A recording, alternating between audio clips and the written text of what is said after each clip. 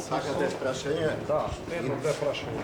Ајде кажувајте што сакате. Во врска со вчерашните актуелни случувања имаше сведочења, претпоставувам дека ве запознале, ако не вие лично службите.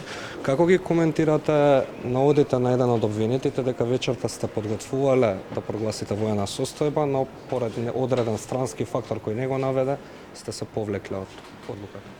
Па имаше изјава и обвинителката, има и соопштение од армијата, имаше и соопштение од кабинетот.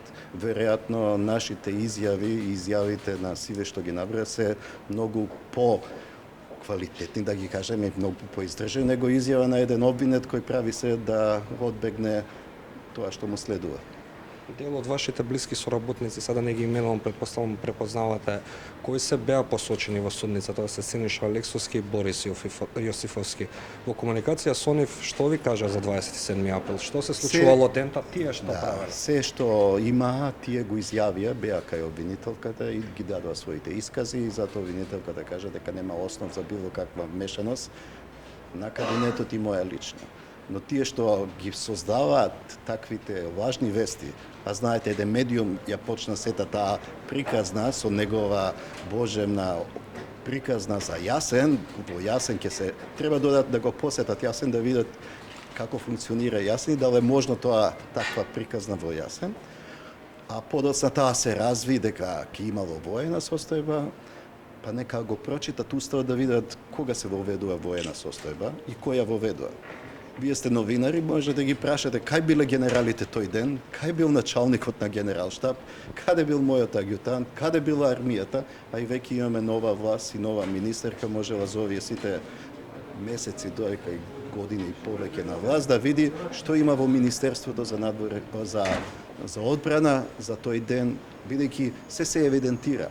Армијата не е некоја, да ја кажеме, невладина организација, тоа е хиерархиски поставена институција која води евиденција за секој ден, за секој час, за секој војник, за секој официр. Така што ние тоа што го кажавме во соопштението, ова е очаен обид да се сврти сето внимание сега од главните креатори на сето тоа што се случило на 27 и да се пренасочи кон претседателот и неговиот кабинет. За сите тие имаше и изјави, и имаше досега и отфрвање, но меѓутоа нашата јавност така е, верува на обвинет, а не на официјални институции. Јас денески имам и официјална изјава, повелете во кабинетот, попладне ќе биде соопштено, ќе ги соопштам ставовите кои ќе ги изнесам за македонската јавност. Само што рековте го вперуваат прстот кон вас и председателот. Кој тоа го вперува, обвинетите или на кој точно мислевте?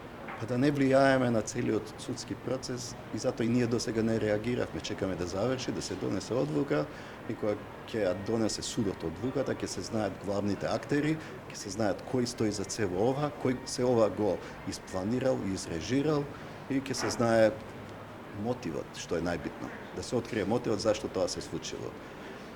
Така што и ова повикување дека јас сум се откажал затоа што имало реакција од амбасади, странски, па нека се јават, еве и тоа ќе го соопштам денес. Нека се јават и нека кажат кој реагирал и кој барал ја да не воведувам воена состојба. Такви небулози се случуваат во главите на тие што се обидуваат да создадат страв кај населението за да си ги остварат своите цели, кои ги замислиле. Пријатно.